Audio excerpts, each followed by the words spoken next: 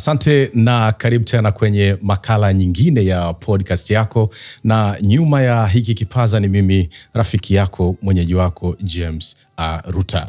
Ni kufahamishe tu ya kwamba hii ni makala nyingine, ikiwa ni mwendelezo tu wa yale mazuri mengi ambayo nimekuwa nikikutayarishia kila siku, yenye kukupa faida na tija kwenye maisha ya kila siku.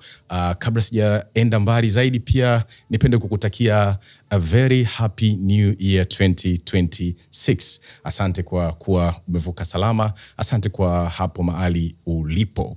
Nikufahamishe tu ya kwamba kwenye podcast yako leo ninakuletea mpango wa safari ya mabadiliko ambao umejaa mikakati, mitazamo na imani. Nitakupitisha ndani ya kile ambacho mimi nimechagua kukiita From Zero to CEO. Hapa si tu safari ambayo nitakuwa naizungumzia kama safari ya kupanda cheo, safari ya kuongeza mishahara, hapana. Badala yake ni mabadiliko ama safari ya mabadiliko ya maisha kutoka mwanzo kabisa, yani zero, hadi kwenye mafanikio ya juu kabisa zaidi ya hicho unachokifanya ama kutarajia kufanya, yani kwa maana ya CEO. Basi sitakuwa mwenyewe hapa, nimekuletea mgeni ambaye ni champion kabisa huyu. Ni mkufunzi, yeye ni mbobevu, ni mwandishi na mshauri, mwelekezi wa nyanja za biashara, maendeleo binafsi na uongozi. Ni mkurugenzi wa Road to Success Initiative.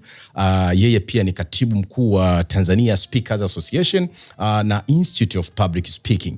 Ameshafanya miradi mingi sana, ikiwemo programu ya mambo ambayo hatujifunzi shuleni, inayogusa vijana, wanawake na wajasiriamali wadogo, wakati na wakubwa pia. Anafundisha yeye kuzungumza, lakini anafundisha kwenye majukwaa mengi makubwa, makampuni na vikundi. Kwa jinsi hiyo unaweza kuona yeye ni mbobevu kiasi gani. Yeye ana msemo anaishi nao, ni msemo wake. Anasema mafanikio ni mchakato. Kwa hivyo mimi na wewe kwa profile hiyo ni kuombe tu tuungane kumkaribisha Mr. Rodrick Nabe. Karibu sana kaka Rodrick. Asante sana James. Asante kwa kuwa uko hapa mahali pamoja leo. Na mimi nimefurahi sana, tumeisubiria sana hii podcast. Hakika kabisa. Na mimi ndio mwaka huu ndo ya kwanza. Kwa mwaka huu ndo ya kwanza, ndio maana nimesema happy new year kwao. Wamekuwa na bahati sana ya kuvuka pamoja na sisi. Yes. Labda nianze sasa kukupa picha kubwa ya kile ambacho nimekusudia tuwalishe wafuatiliaji na watazamaji wangu. Ndiyo. Yes. Wengi wetu tunaamini kwamba ili kufanikiwa tunahitaji aidha kufanya kazi ngumu sana au kumtegemea Mungu sana. Lakini sasa hapa leo nimepanga tuwape ukweli kwamba ufunguo wa mafanikio ya kweli upo kwenye muunganiko wa nguvu hizo zote mbili. Kufanya kazi lakini kumtegemea Mungu pia. Na hapo ndo utaona uzao wa lile neno la From Zero to CEO. Kwa maana ni zaidi ya neno la kuvutia. Ni ahadi. Kwa hivyo zero inawakilisha mwanzo wa chini kabisa. Mtu anaanza kutoka mdogo kabisa, bila rasilimali nyingi, bila ujuzi kamili, na wakati fulani bila hata mtaji mkubwa. Yes. Kwa hivyo CEO yenyewe nimeiweka ikiwakilisha kilele sasa cha mafanikio, utawala, utajiri, na umiliki wa jambo au shughuli ya kwako binafsi. Unanielewa lengo la mada yangu hii ni kuhakikisha nawapa watazamaji wangu na wafuatiliaji wangu motisha. Motisha na mikakati ya kivitendo ya kujitoa ili kubadili maisha yao kutoka zero hadi kwenye ile CEO, nikijaribu kuhakikisha kuwa wanaweza kuwa wanayemtaka kichwani na moyoni, lakini inawabidi waamue. Unaweza kuwa unayemtaka lakini inabidi waamue. Inataka kufanana kidogo na ile safari yako ya mafanikio kwamba ni mchakato. Yes. Kwa hivyo utaona ni mada ambayo imekaa katika msingi wa kujenga kabisa, lakini ni katika kusisitiza mtu kuamua kitu, na kwamba matokeo ya kufanikiwa lolote yanaanzia kwenye mtazamo binafsi. Kwa hiyo mafanikio katika akili ya mtu, huwezi kufikia unachotaka kama huwezi kukiwazia au kukiangalia kwa jicho la usahihi. Unakuwa unayemtaka baada ya kuwa umeangalia katika mtazamo na dira ambayo itakupa ramani nzuri ya kukuongoza kwenye hatima ya kile kitu unayotaka. Kwa hivyo katika hii safari ya zero to CEO hakunaga wepesi. Ipo hoja ya kukubali kuanzia kutoka zero au kuanzia kutoka chini kabisa. Mara nyingi hii imeonekana ndo hatua ngumu zaidi kukubalika. Sasa nataka wewe tuambie, je, ni makosa gani matatu ya kawaida sana ambayo wajasiriamali wachanga uyafanya sana mwanzoni? Pia wewe ukiwa kama mtaalamu wa elimu ya ujasiriamali unawashauri wafanye nini pengine ili kuepukana nayo, kuto kuyarudia ama kuto kuyashiriki kabisa? Makosa matatu. Wow. James, nimekutana na wajasiriamali wengi. Katika mwaka huu nimetimiza miaka 12 ya kufundisha. Okay. Ujasiriamali, uongozi, kukutana na wajasiriamali, wafanya biashara, na nimekuja kugundua kosa la kwanza ni kufikiri kwamba kuna mtu mwingine atakuja kuelewa ndoto yake kama yeye anavyoielewa. Hilo ni kosa kubwa sana. Kwa hiyo anapoanza biashara yake anaanza kutafuta support. Anaambia, jamani, naomba muinvesti kwenye biashara yangu. Bado hawajaelewa ile ndoto yako kama wewe unavyoielewa. Na ndio maana wengi wanakuwa frustrated. Sure. Bwana, nina kitu kizuri, nimeenda kwa James, ameninyima mtaji. Mimi namjua na uwezo, ameninyima mtaji. Nimeenda kwa fulani, ameninyima platform. Wao wanataka yani waelewe kama wao wanavyoelewa ndoto. Hatuwezi, sababu ndoto umepewa wewe. Kwa hiyo ni kosa kubwa sana. Na wanapoteza muda mwingi sana kwenda kutafuta watu wengine, kuaminisha kwamba na kitu kizuri. Kumbuka wewe unavyoanza bado kitu hakijaeleweka. Ni kama mbegu. Sahihi. Kwa hiyo watu wanasubiri waone majani yamejitokeza, angalau tunda la kwanza, ndio watu wanasema kumbe kuna kitu pale. Lakini mwanzoni hawatokuelewa. Kwa hiyo ni kosa. Kosa la pili ni kuamini watu waliowazunguka kwamba wanaweza akawa washauri wazuri. Kuwa na mama anayekupenda, kuwa na rafiki anayekupenda, kuwa na mpenzi anayekupenda haimaanishi kwamba anajua biashara yako. Wow, rudia hapo. Anaweza akawa na mama anakupenda kweli, hatukatai. Baba anakupenda kweli. Una mpenzi wako, mke wako, mume wako anakupenda kweli, lakini hana utaalamu katika ujasiriamali wako. Yeye ni daktari, wewe unatengeneza ubuyu, hana utaalamu kwenye ubuyu. Kwa hiyo unaendelea kumuomba ushauri daktari kwenye ubuyu. Hatari. Au mtu wa madini kwenye kilimo. Hatari sana. Kisa tu ni rafiki yako, kufa na kuzikana, ni mama yako. Haiendi hivyo. Na wakati fulani pia inawezekana asiwe na ndoto ambayo wewe unayo kabisa. Na wakati mwingine anaweza akakukataza kufanya kile kitu kwa sababu anaona ni hatari sana, kwa sababu anakupenda kwa jinsi ya fikra zake. Jinsi anavyokupenda na kuambia hii biashara hii hapana. Sasa ili kufikia kwenye kiti cha CEO, ndio mimi nafikiri ni kazi ngumu kidogo na inahitaji mikakati ya kimfumo. Sasa ni mbinu gani au mfumo gani wa kupanga kazi ama kusimamia kazi labda ukawa ndo msingi mkuu sasa wa mtu kumtoa kwenye hatua ya mjasiriamali mdogo, yani from zero, na kumfikisha kwenye hadhi ya mtu mwenye biashara kubwa ama mwenye mtaji mkubwa, yani to CEO? Mimi naweza nikasema kwamba mjasiriamali akiwa anaanza, nguvu yake yote, focus yake yote anaiweka kwenye bidhaa au huduma. Na wengi wanakuwa stuck kwenye hiyo level, kwa sababu hii system ina levels 4. Kwa hiyo wengi wanakuwa stuck kwenye ile level ya product or service. Kwa hiyo akienda anaona mauzo hayafanyiki vizuri, anasema labda nibadilishe packaging, labda nibadilishe. Lakini mimi nasema hivi, kama bidhaa au huduma inatatua changamoto, you are good to go. Okay. Nenda sasa kwenye level ya pili ambayo ni distribution. Ndio. Anza kusambaza. Wafikie watu wengi sana. Hii system mabenki wanayatumia sana. Kila sehemu mawakala. Hata sehemu ambao hawezi kujenga jengo, wanakutafuta wewe ambao una duka pale, wanakuambia tunakupa uwakala. wapo hapo kupitia wewe. Wanataka kufika kila sehemu. Kwa hiyo mjasiriamali atoke kwenye ile level ya kukumbatia product na kuirekebisha na kuiremba na nini. Kama inatatua changamoto, nenda kwenye distribution. Ukitoka kwenye level ya distribution, jenga wanaita value chain, mnyororo wa thamani. Sasa hizo ni levels ambazo zote zinahitaji investment kubwa kadri unavyopanda hivi. Kwa hiyo ukitoka distribution, manake ukisha sambaza bidhaa yako au huduma yako, manake wateja wamekuwa wengi. Kwa hivyo pia ni kama unawafundisha kwamba ama unajaribu kuwaambia kwamba hata wakati wa kutafuta wazo la biashara ama wazo la kuliotea kuendea kuwa CEO, manake watafute mawazo ambayo yanaenda kutatua changamoto kwenye jamii kabisa. Okay. Kwa sababu utakapoanza kwenye distribution, maana yake kama nimetest bidhaa yangu kwa James na imemsaidia, maana yake inaweza ikamsaidia mtu mwingine ambaye yuko Mara, yupo Mtwara, yupo Rwanda. Sahihi. Kwa hiyo nisikomae tu na audience au market ya Dar es Salaam. Nihakikishe kwamba Dar es Salaam nimeifikia, nimefika Morogoro, nimeenda Dodoma, nimeenda sehemu nyingine. Hata kama kuna sehemu ambapo sijafungua tawi, na mtafuta fulani ambaye ana duka lake, namwambia naomba niweke bidhaa yangu sehemu. Mimi nitakuwa kwenye kodi sio nalipa 100,000. Mimi nitachangia 20. Okay. Ili wewe ulipe 80, mimi nilipe 20. Lakini bidhaa zangu ziwepo pale kwenye shelf yako. Unashiriki na wewe. Kwenye eneo la distribution kuna story moja nimewahi kusoma. Jinsi wanawake wanavaa mawigi. Hizi nywele za bandia hizi. Kumbe jinsi zilivyokuja Afrika, hawakuanza kuleta wigi.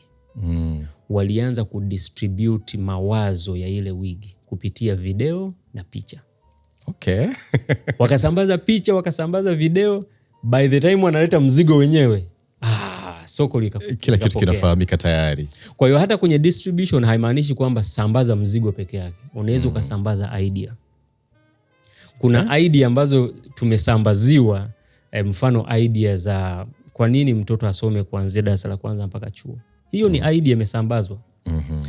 Kununua gari au kujenga, hizo ni ideas ambazo zinasambazwa.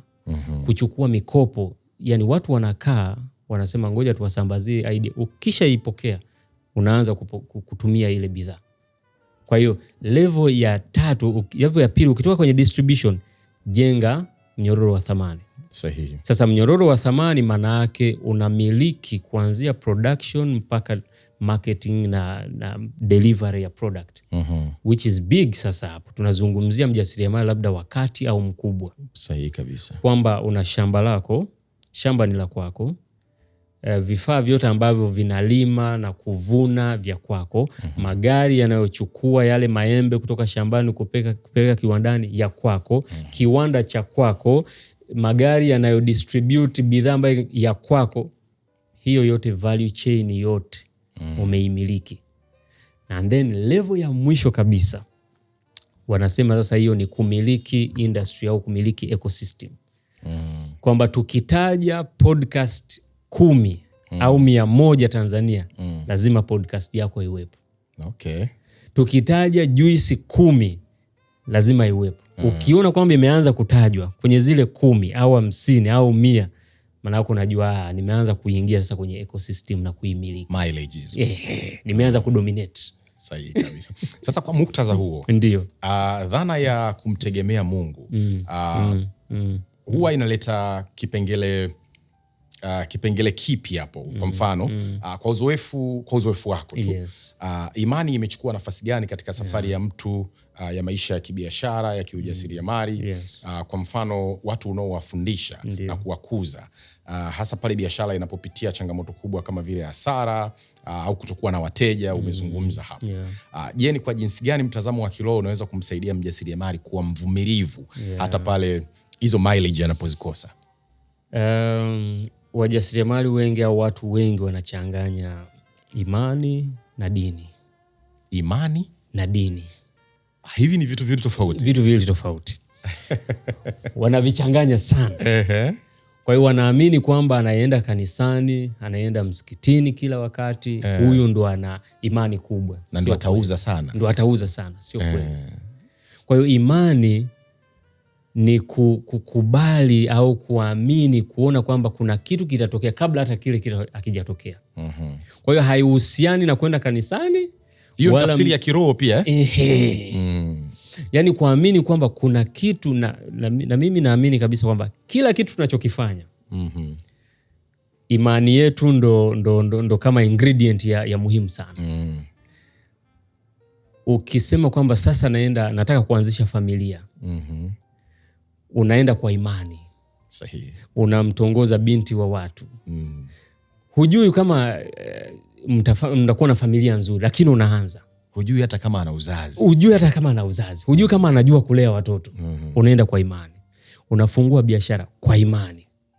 Unaanza safari, naenda Mwanza, naenda Marekani kwa imani. Kwa imani inahitajika. Imani inahitajika kwa ukubwa sana. Na unakuta watu ambao tunaona wamefanikiwa, tunatamani maisha yao. Unakuta hao watu hata kama hawajasoma, hawaendi msikitini, hawaendi kanisani, wana imani kubwa katika mafanikio. Sawa sawa. Yes.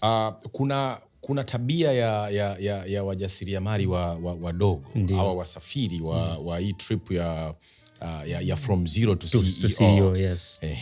Mara nyingi mjasiriamali anapofika kwenye hadhi ya CEO au kufanikiwa kidogo kibiashara, kuwa afisa kidogo mara nyingi mambo nayo huanza kubadilika. Je, ni jambo gani moja ambalo CEO lazima akubali kuliachia au kutokulifanya kabisa ili aweze kudumisha ukuaji na kuwa msimamizi mzuri wa biashara yake anayofanya, badala ya kuwa mfanyabiashara bora, mfanyabiashara tu? CEO yoyote aache kuridhika. Yani utakapoanza kuridhika, maana yake unapoteza ile energy ya kutafuta tena. Mwambie yule CEO mpya yule. Wanasema kwamba kwenye comfort zone hakuna mafanikio. Sure. Yani ukiona kwamba una utulivu wa hali ya juu, hakuna shida, ujue kwamba hakuna ukuaji, hakuna kuongezeka hapo. Kwa sababu ili uende kwenye darasa la pili, utoke darasa la kwanza uende darasa la pili, wanakupa mtihani. Ndio maana yake. Ukienda darasa la tatu wanakupa mtihani. Sahihi. Ukitoka elimu ya msingi uingie sekondari, mtihani ni mgumu kuliko hata hii mtihani mingine ya mwisho wa mwaka.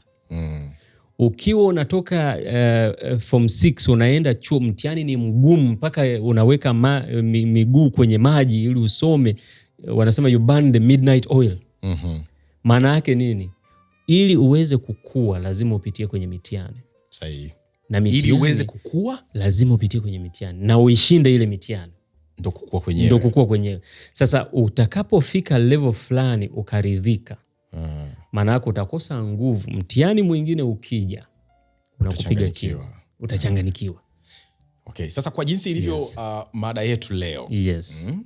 Nikitoa nafasi ya ushauri wa kipekee. Ndio. Mmoja. Yes. Umpe mjasiriamali mchanga ambaye bado anasubiri muujiza wa from zero to CEO. Je, ushauri gani wa kujenga kuhusu jinsi ya kusawazisha kubalance kati ya kujituma kwa bidii, yani kufanya kazi kwa bidii na kukabidhi matokeo kwa Mungu? Ninaposema tumtegemee Mungu sana, hapo tulipokubaliana kwamba imani. Mtu huyu utampa ushauri gani?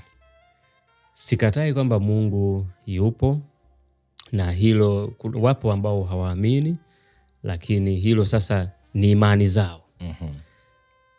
Pamoja na kumkabidhi Mwenyezi Mungu ndoto zako, malengo yako, vision zako, njia pekee ambayo ya kusababisha mabadiliko ya maisha ni wewe kutake control, take action, kufanya juu ya kile unachokiamini. Kwa sababu usipofanya, sisi hatutoamini, hatutokuja kukupa support. Inawezekana hata wewe Mungu asiamini kama una. Hata Mungu mwenyewe anaweza akasema sasa wewe nimekupa kila kitu alafu unatulia tu unasubiri miujiza. Kuna somo moja ambao nalifundishaga la uwajibikaji, accountability. Yes, na kuna ngazi za uwajibikaji. Wanaita accountability ladder. Kwenye zile ngazi zimegawanyika katika maeneo mawili. Ziko ngazi 8. Zimegawanyika katika ngazi 4 za kwanza na ngazi 4 za juu. Hizi ngazi 4 za kwanza, ya kwanza ni watu ambao hawaelewi kinachoendelea. They are unaware. Unasikia maneno yao, sijui, sielewi chochote. Sijui. Ngazi ya pili ni wale ambao wanaita visingizio. Mimi ni mfupi, mimi ni mjane, mimi sijasoma. Ngazi ya tatu ni wale ambao wanalaumu. Kwa sababu ya yule. Kwa sababu ya yule ndio maana sijafanikiwa. Sijasomeshwa na wazazi ndio maana niko hivi. Sijui, yani wananyosha. Alafu ngazi ya 4 ni watu ambao wanasubiria miujiza, wanasubiria mtu fulani aje abadilishe maisha yao. Muujiza utokee, malaika ashuke, alafu mambo yafanyike. Sasa Bruce Gordon aliyetengeneza ngazi za uwajibikaji anasema hao wote 4 wako kwenye kundi la wahanga. Okay. Kwamba hao maisha yanawatokea. Yani chochote ambacho maisha yanakuletea ndo hicho. Kabiliana nacho. Yani kama maisha yakwambia kwamba utapata mshahara ya 50,000 ndo huo. Wewe huwezi kudictate unachokitaka. Hao ni wahanga hao. Kwa hiyo utakaposema kwa mimi nasubiria muujiza, nimemwachia Mwenyezi Mungu. Mungu ameshakuweka hapa. Mungu akitaka iwe itakuwa tu. Yani ameshakupa uhai, ameshakuweka duniani. Sasa wakati fulani. Ndio. Wakati fulani watu wengi tena ulizungumza uli tease kidogo. Ndio. Yes, wakati fulani watu wengi waamini kuwa eti hawafanyi biashara. Ndio. Ama hawajaanza safari Ndiyo. ya from zero to CEO, yes. Kwa sababu wanakosa mtaji mkubwa ili kuanzisha biashara za ndoto zao. Je, kuna mifano au njia za kuanzisha biashara zenye matokeo makubwa mbeleni kwa kutumia mtaji mdogo au kama nilivyosema from zero? Na ni mbinu gani labda za kipekee za kutafuta rasilimali kama vile kuwekeza muda ama ujuzi zinazoweza kumvusha mtu na kuchukua nafasi ya fedha kama thamani ya mwanzoni? Kuna gharama 3 kubwa ambazo mtu yoyote anatakiwa azilipe ili aweze kufanikiwa, na zipo ndani ya mitaji ambayo tunaitafuta. Gharama ya kwanza ni pesa. Kuna sehemu lazima utoe pesa yako. Ununue kitabu, usome, upate maarifa. Ulipie nauli ya daladala, uende road to success ukajifunze, umuone mtu sahihi. Kwa hiyo lazima utoe pesa. Lakini gharama ya pili ni gharama ya muda. Time. Unataka kupata mtoto, lazima usubiri miezi 9. Very true. Ukijaribu kupunguza ile miezi utapata miscarriage au utapata premature. Kwa hiyo lazima ulipe gharama ya muda. So very true. Unataka kupata degree, wamekuambia ni miaka 3. Ukikomaa miaka 2 huipati. So gharama ya muda. Na gharama ya 3 ni gharama ya jitihada. Juhudi. Lazima uweke juhudi. Lazima. James, siwezi kwamba wewe unapiga push up alafu mimi nipate 6 packs. Haiwezekani. Haiwezi katokea. Kwa hiyo lazima na mimi niweke juhudi, jitihada ili na mimi niweze kutengeneza 6 packs. Sahihi kabisa. Sasa kwenye swala la mtaji, watu wengi wakiongelea mtaji wanamaanisha pesa. Ndio maana yake. Lakini mtaji ni vitu vingi sana. Nimeandika kitabu kinaitwa Mtaji, njia 12 za kupata mtaji pesa. Njia 12 za kupata mtaji pesa. Okay. Na kile kitabu kimezungumzia kati ya zile njia zote ambazo watu wanafikiria ni mtaji. Ya kwanza kabisa akili yao wengi wanasema ni pesa. Lakini wanasahau kwamba fursa nyingi ziko kwa watu. Fursa nyingi zinamilikiwa na watu. Maana yake watu ni mtaji mkubwa kuliko hata pesa. James, mimi nikikujua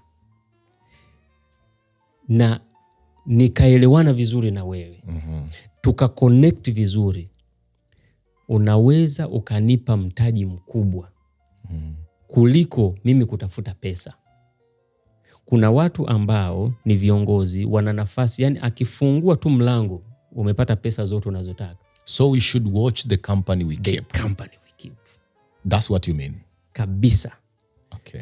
Kwa hiyo kijana yoyote ambaye anasema sina mtaji, kwanza angalia network yako. Inawezekana network imejaa wale watu ambao wanafanana na wewe. Wote hawana mtaji. Hawana mtaji pesa wote. Huna mtu ambaye unaweza ukaenda kwake ukamweleza wazo lako akatoa milioni 10 akasema mimi na invest kwenye hili wazo. Sahi. Huna. Wote ambao wako kwenye cycle yako ni wale ambao mnatafutana wewe. Lakini mtaji wa pili ni mtaji wa mawazo bora. Sio wazo tu au mawazo tu. Mawazo bora. Wataalamu wa ubongo akina Ben Carson wanasema kwamba kwa siku mwanadamu wa kawaida average, achana na akina Elon Musk, akina Zuckerberg, wanasema yule wa kawaida anapata mawazo 86,000 na zaidi kwa siku hii ya kuyaendea. 86,000 ni mawazo mengi sana, na wanasema kwamba ukichukua wazo moja tu kila siku ukaishi nalo wewe unakuwa bilionea. Kwani Mark Zuckerberg amechukua mawazo mangapi? Moja kati ya hayo yote. Namba gani? Rudia tena hiyo namba. Yaani 86,000. Kati ya 86,000. Alichukua wazo moja kwamba okay, watu wanatafuta namna ya kuwasiliana. Ndio maana yake. Akalikomalia lile. Limeleta mambo mengi sana, mabilioni ambao tunawaangalia. Ndio limeleta social networks hizi. Elon Musk amechukua wazo kati ya ile 86, amesema magari ya umeme. Watu wanatumia mafuta, sio magari ya umeme. Hilo tu. Akalijengea vitu tayari. Tesla. Sahihi kabisa. Kwa hiyo mawazo bora kuyapata, huwezi kuyapata tukiolela. Sasa hapo kwenye mawazo na mifano mizuri ya hao watu wakubwa sana umetaja. Ndio. Tunakubaliana kwamba tupo katika zama za kidijitali kabisa. Sasa ni kwa jinsi gani mjasiriamali anayeanza anapaswa kutumia teknolojia na mitandao ya kijamii vizuri ili kujenga chapa binafsi, yani brand yake, na kufikia wateja wake bila kutumia gharama kubwa zaidi ya kufikia masoko? Imeeleweka? Imeeleweka. Yes. Kwenye kitabu cha Mtaji, teknolojia ni moja ya mtaji. Karne yetu, karne ya 21, tumepata nafasi ambapo James, mimi naweza nikaanzisha TV ikawa kubwa kuliko TBC. Don't tell me. Online TV. Watu wakaifuatilia kuliko hata TBC. Kuna watu wana Instagram account ambayo ni mara 10 ya vyombo vya habari vya taifa. Lakini ni mtu binafsi. Sahihi kabisa. Kwa hiyo njia mojawapo ni kutengeneza content.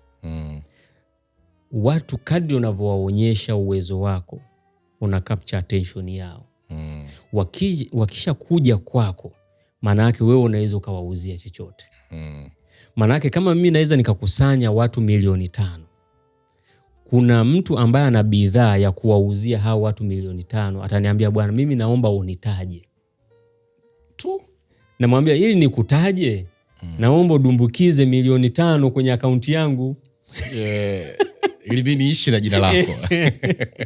Kwa sababu hawa watu nimewakusanya kwa muda mrefu. Sahihi kabisa. Anadumbukiza hela. Unamtaja, bwana, mdhamini wetu wa kipindi cha leo ni fulani. Ndio maana yake.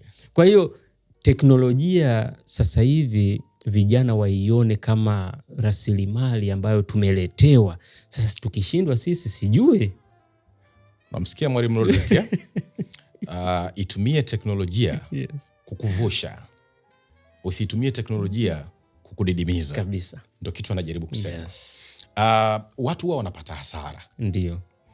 Kuna watu wanafanikiwa kuipata hiyo so-called mitaji. Ndio. Lakini wanapata hasara. Sasa tunapojadili hoja ya from zero to CEO, maana yake ni pamoja na kuchunga kutokupata hasara. Kweli. Sasa tofauti kubwa hapa utaona ni usimamizi wa fedha zaidi. Ndio. Safari hii.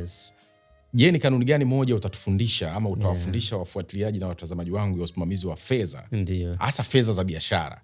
Ambayo mjasiriamali mchanga ni lazima aifuate tangu siku ya kwanza ili kuepuka changamoto za kifedha hapo baadaye. Na changamoto za kifedha sokoni. Ndio. Kuna kanuni moja ambayo naifundisha sana kwenye elimu ya fedha. Inaitwa tatu wetu li. Nitaifafanua kidogo. Tatu wetu li. Imekaa Kichina hii? Imekaa kama Kichina. Kikorea kidogo. Sasa taa ya kwanza ni tafuta. Taa ya kwanza ni kutafuta. Tafuta. Kwa hiyo tujifunze njia zote za kutafuta.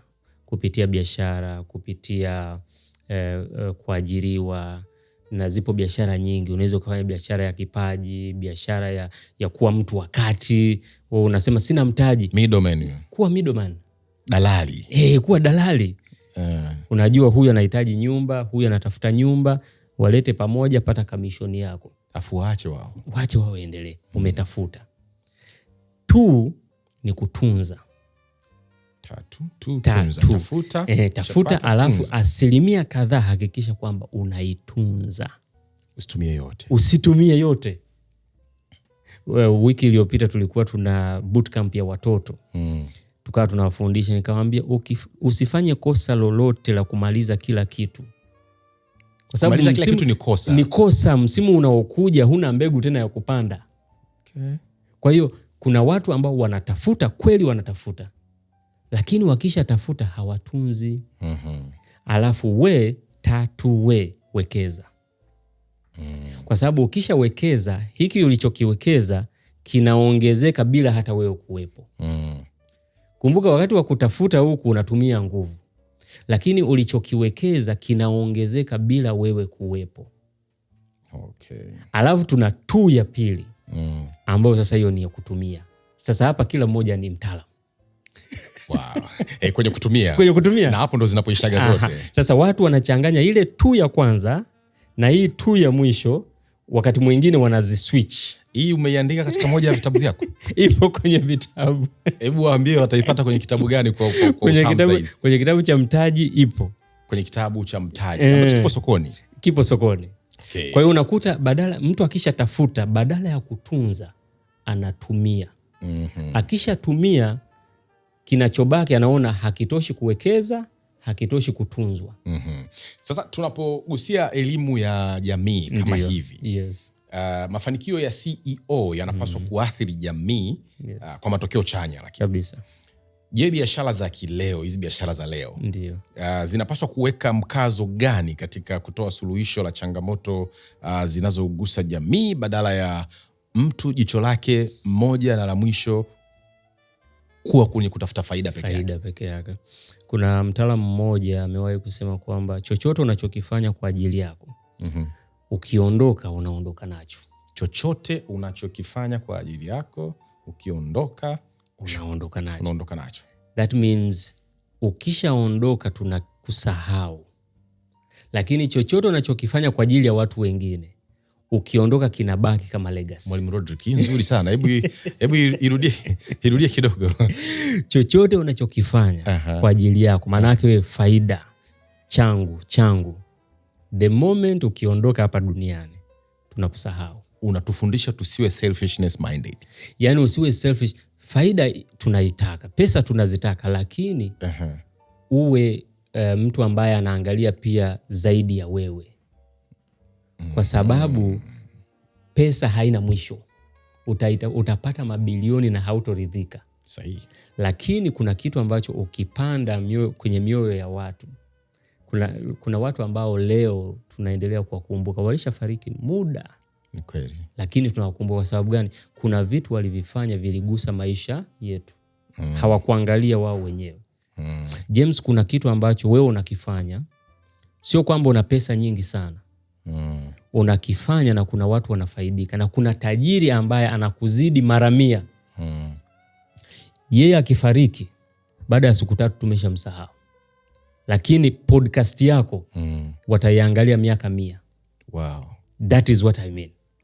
Sahihi kabisa. Kwamba faida, wewe hujaangalia faida, umeangalia kwamba niguse watu wangapi, wabadilishe mindset zao. Asante sana kaka Rodrick. Yes. Nataka tuongelee kuna hoja ya ushindani na maadili. Ndio. Sokoni. Yes. Katika mazingira ya ushindani, mjasiriamali anapaswa kuweka mipaka gani ya maadili na uaminifu? Ile tunaita moral compass. Yes. Katika kufanya kazi yake. Ndio. Je, kumtegemea Mungu kunaweza kuongeza vipi uaminifu wa kibiashara na mahusiano ya biashara yake na watu wanaowahudumia kibiashara? Kumtegemea Mungu ni moja, lakini mimi nasema upekee kwenye biashara. Unaweza ukawa njia sahihi ya kushindana na watu bila kuvunja hizo moral boundaries, bila kuathiri hisia za watu, kuumiza watu. Kuna rafiki yangu mmoja anaitwa Kelvin, utakuwa unamfahamu, Kelvin Kibenje. Sure. Anasema be so good so that they can't ignore you. Kwamba kuwa mzuri sana, yani hawawezi kukukwepa. Hakuna jinsi ya kukuepuka. Yani hakuna. Si watu wanataka uzuri wako.